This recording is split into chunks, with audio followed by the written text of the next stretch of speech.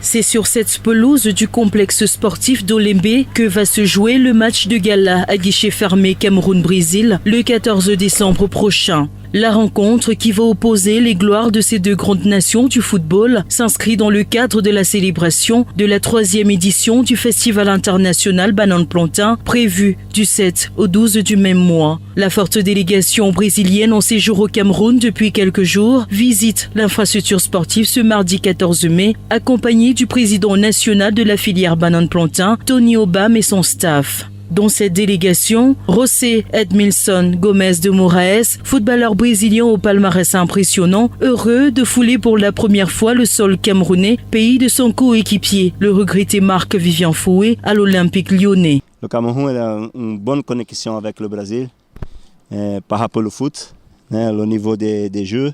Je me rappelle les équipes nationales de 90, 94.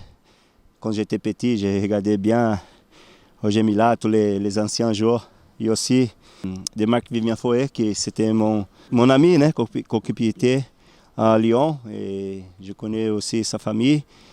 Mais c'est intéressant de venir ici au Cameroun et connaître un petit peu de le foot et de la manière de le peuple camerounais. La délégation visite tour à tour le pôle média, la salle d'échauffement, les vestiaires qui rappellent l'ambiance d'avant-match.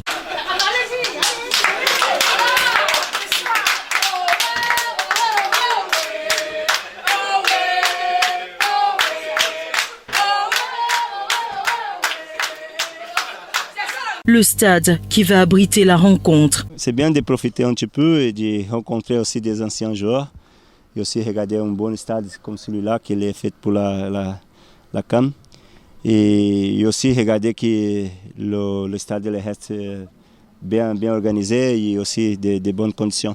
Edmilson se livre à une brève séance d'entraînement avec les jeunes de l'Académie nationale de football. Une inspiration pour ces derniers qui aspirent à faire carrière dans le football. Les jeunes s'identifient souvent aux légendes.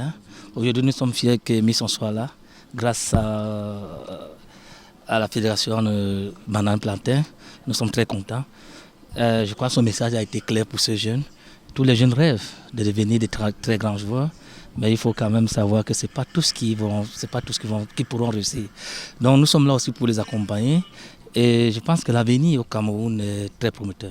La journée se poursuit par une descente sur le chantier de construction de l'immeuble haut standing de 150 000 logements sociaux par la SIC au quartier Hippodrome, puis une visite de courtoisie aux directeurs généraux de certaines entreprises publiques ainsi qu'aux patrons de certains départements ministériels. Rappelons que la délégation brésilienne en séjour au Cameroun est venue lancer les opérations marketing des matchs de gala à guichet fermé Cameroun-Brésil qui se joueront dans les villes de Yaoundé et Douala.